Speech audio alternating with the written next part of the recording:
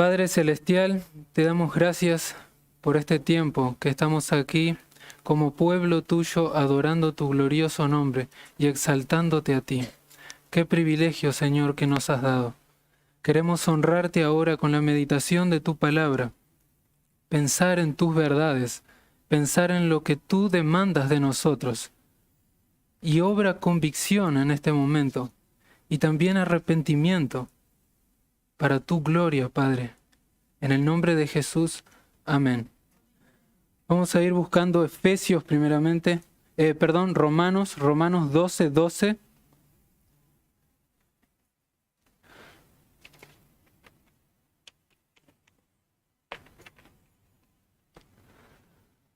Romanos 12:12. Gozosos en la esperanza, sufridos en la tribulación, constantes en la oración. Y ahora vamos a buscar Colosenses 4:2.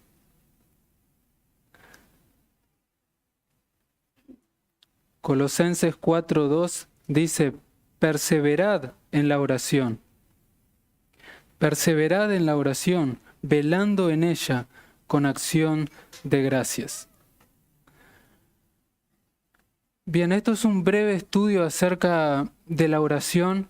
He venido dando estudios así los miércoles sobre la oración. He vinculado primero la oración con la Trinidad, pensando en que nosotros tenemos que orar trinitariamente, exaltando al Padre, al Hijo y al Espíritu Santo. En otra oportunidad también mencioné que tenemos que orar pensando en las oraciones de Jesús, examinando nuestras oraciones a la luz del modelo de Cristo y también de las enseñanzas de Cristo. También hablé sobre la iglesia local y la oración, pensando en que nosotros tenemos que comprometernos con la iglesia local, que es el templo de Dios. Y la oración es importantísimo para eso, orando por la iglesia y orando con la iglesia. Y también he hablado acerca de la oración y la familia, pensando en lo importante que es la familia para Dios. Y que nosotros tenemos que instruir a nuestros hijos o nuestros nietos en el camino del Señor. Y tenemos que permanecer orando por ellos. Y en esta oportunidad quiero seguir hablando acerca de la oración, pero vinculando más con el creyente, pensando en el creyente y la oración, pensando en estas palabras que encontramos en estos versículos que leí, perseverancia y constancia, que es algo que define la oración del cristianismo, del cristiano. Porque la oración no es una opción para el cristiano, no es como que nosotros podemos elegir, voy a tener una vida de oración o no la voy a tener. No es opcional para el cristiano. La oración es un mandamiento divino. Y nosotros tenemos que ocupar nuestra vida a esa práctica. Y quiero dividir este estudio en dos puntos bien sencillos que son: tenemos que dedicarnos a la oración porque orar es la voluntad de Dios. Y tenemos que animarnos a hacerlo porque Dios realmente nos escucha y Él contesta las oraciones. Entonces es su voluntad y Él nos oye. Vamos al primer punto. Como dije, es la voluntad de Dios que nos dediquemos a la oración. Y si nosotros no lo hacemos, por ende nos estamos rebelando contra la voluntad del Señor. Pensemos un momento, consideremos las personas que se rebelan contra la voluntad de Dios, que están sin Cristo y sin Dios en el mundo. Estas personas están luchando contra Dios, luchando contra su voluntad, luchando contra sus mandamientos. Y el fin de ellos, lamentablemente, es la perdición eterna de sus almas. Consideremos también a Satanás con todo su poder, cómo se opone a la voluntad de Dios y lucha contra los propósitos y los designios eternos de Dios. Pero con todo su poder, con todo el poder que tiene Satanás, no puede hacer nada para frustrar los planes de Dios. Incluso Dios usa la maldad de Satanás para el bien de su pueblo. Un claro ejemplo es el libro de Job. Pensemos en Jonás. Jonás huyó de la voluntad de Dios, no quiso hacer lo que Dios le mandaba hacer, pero no pudo salirse con la suya, sino que Dios cumplió en él su voluntad. Pensemos también en Saulo de Tarso, por ejemplo. Él perseguía a la iglesia de Cristo, la asolaba en gran manera, y ponía a la voluntad de Dios de que el evangelio se esparciera por todo el mundo. Sin embargo, cuando se encuentra cara a cara con Jesús camino a Damasco, el Señor le dice: Saulo, deja de dar coces contra el aguijón, deja de hacerte daño a ti mismo, porque no tiene caso luchar contra Dios. Estas cosas nos enseñan que Dios siempre va a cumplir su voluntad, y que cuando nosotros luchamos contra la voluntad de Dios, nos oponemos a la voluntad de Dios, simplemente nos estamos haciendo daño a nosotros mismos. Entonces, mucho mejor es descubrir qué es la voluntad de Dios, qué es lo que Él quiere de nosotros. Que nos dediquemos a la oración es su voluntad. Cuando nosotros no nos dedicamos a la oración, entonces nos estamos rebelando contra su voluntad y nos estamos haciendo daño a nosotros mismos, a nuestra propia vida espiritual. Cuando nosotros no nos dedicamos a la oración, lo que le estamos diciendo a Dios es: yo tengo una mejor manera de vivir el cristianismo. Yo tengo una mejor manera de santificarme, una mejor manera de vencer las tentaciones. Cuando yo no me dedico a la oración, me rebelo a la voluntad de Dios y lo que le estoy diciendo es: mi tiempo para mis cosas es más importante que tu voluntad.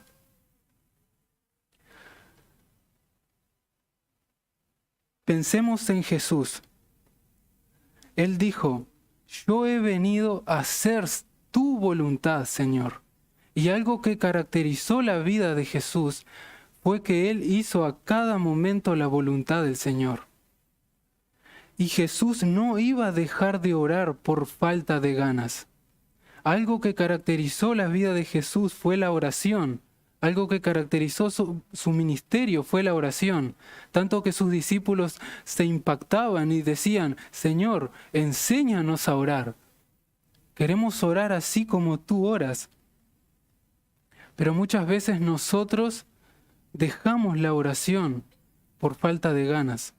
Muchas veces estamos cansados por el trabajo, cansados por los estudios, cansados por los hijos, por diferentes cosas. Estamos cansados y no tenemos ganas y dejamos de lado esta vida de oración. Tenemos que aferrarnos a la voluntad de Dios. Quiero citar aquí un teólogo del siglo pasado que dijo: la flojera física descompone la devoción espiritual más rápido que cualquier otra cosa.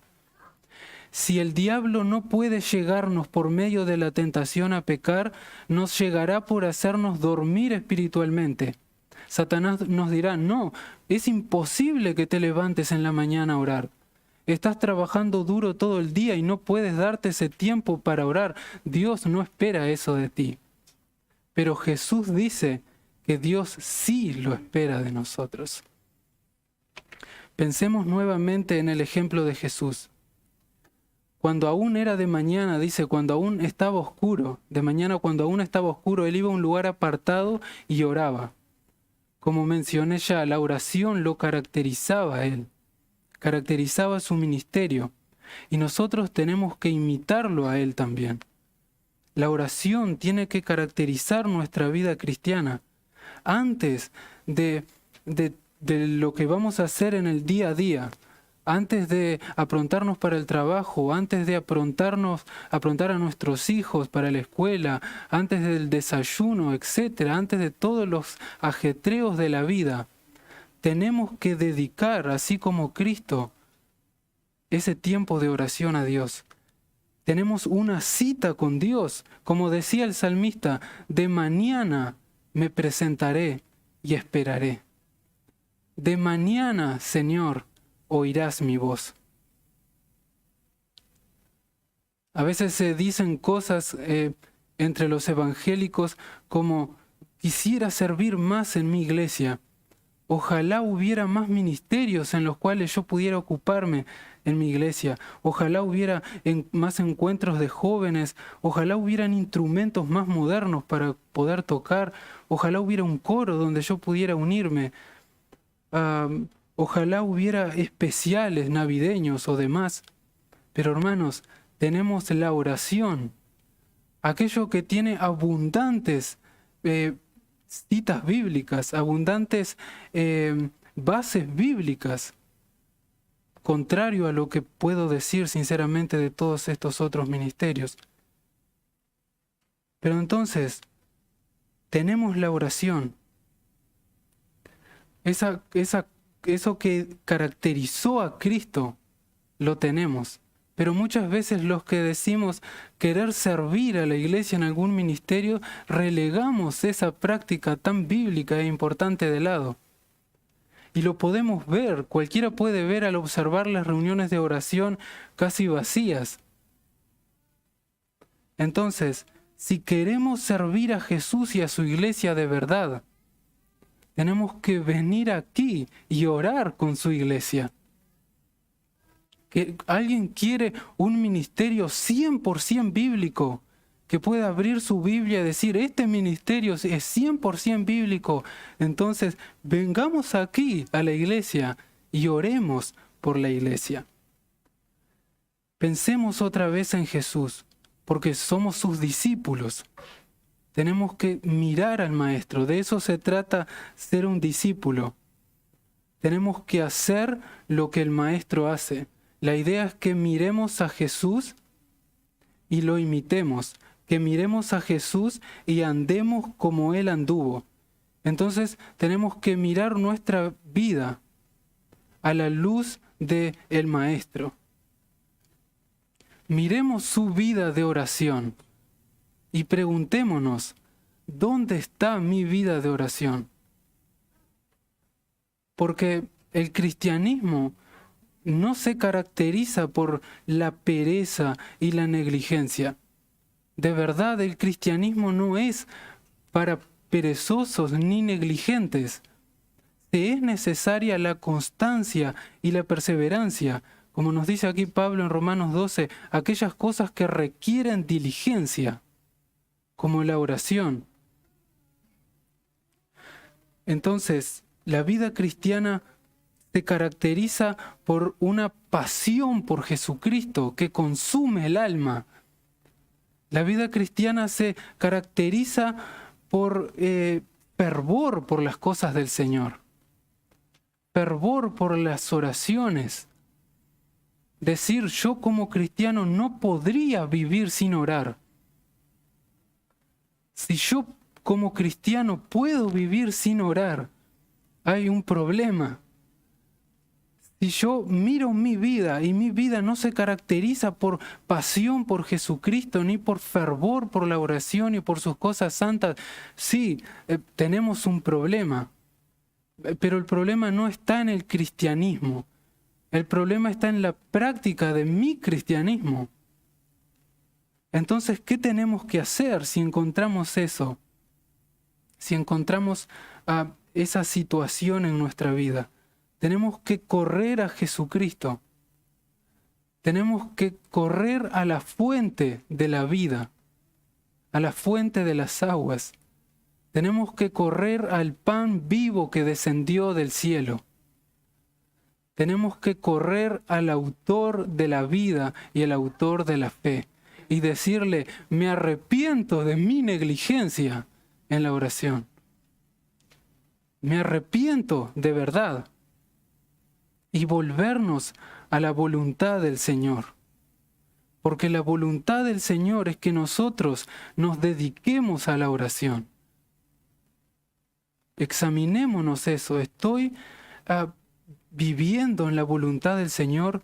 Mi vida se caracteriza, así como la vida de Jesús, por una vida de oración.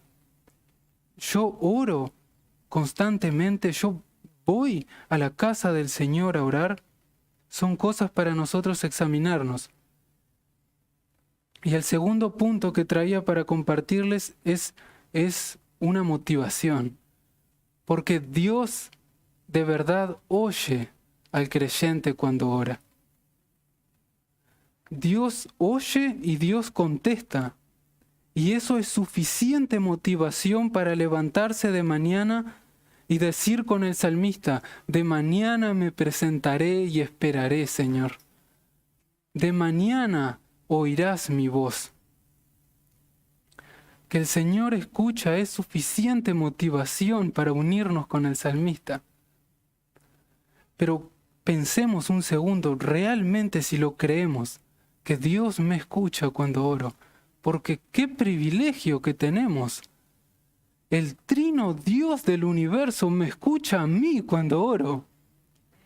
El Dios que hizo los cielos y la tierra, el Dios que los ángeles más santos se cubren los pies ante su presencia, mostrando su indignidad ante el soberano. Ante ese Dios, nosotros podemos entrar con plena confianza y certidumbre de fe por Jesucristo y somos oídos por Él. Pensemos en ese privilegio asombroso, porque podemos entrar ante la presencia de este gran Dios y no ser consumidos, sino que gracias a Jesucristo, por la fe que tenemos en Él, podemos llamar a ese Dios mi Padre, Abba Padre, y tener una relación de padre e hijo con Él, con el Dios del universo. Qué privilegio más grande que tenemos. Tenemos que encontrarnos con Dios todas las mañanas en oración, porque no podemos despreciar este gran privilegio que tenemos.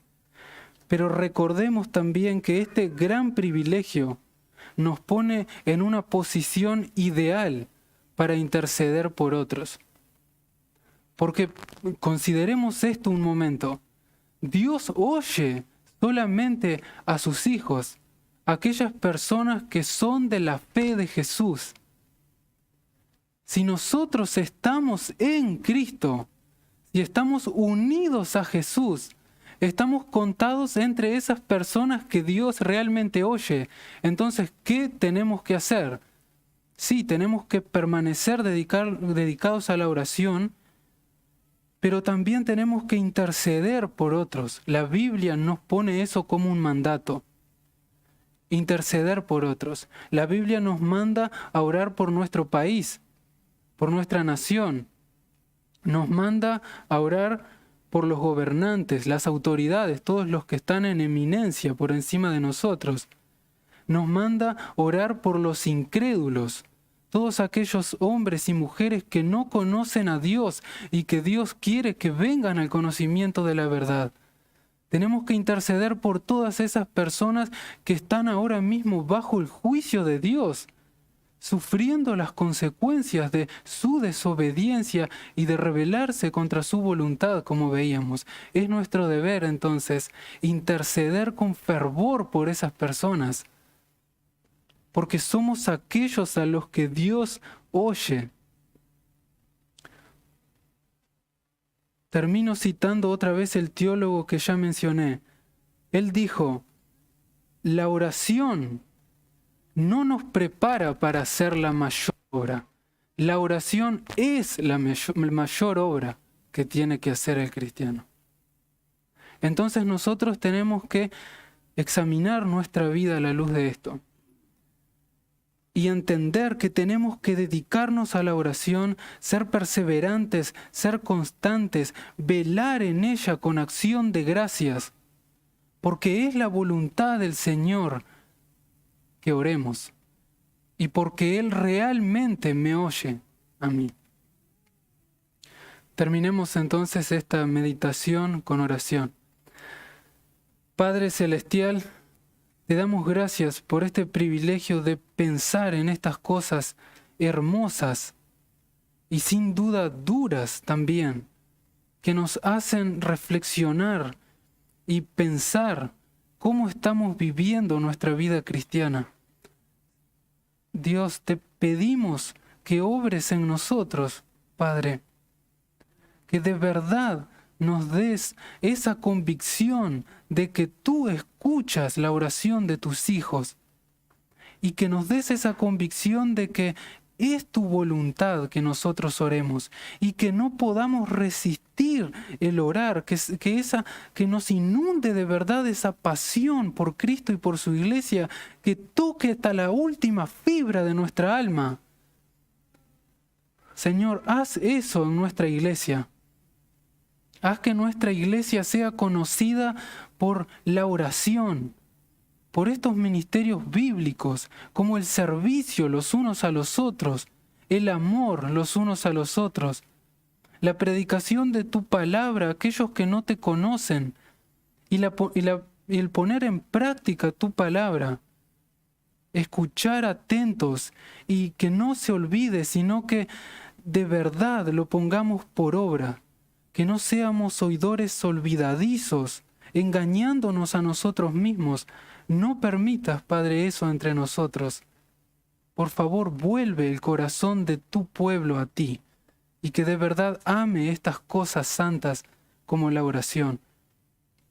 Te pedimos esto en el nombre de tu Santo Hijo y para tu gloria. Amén.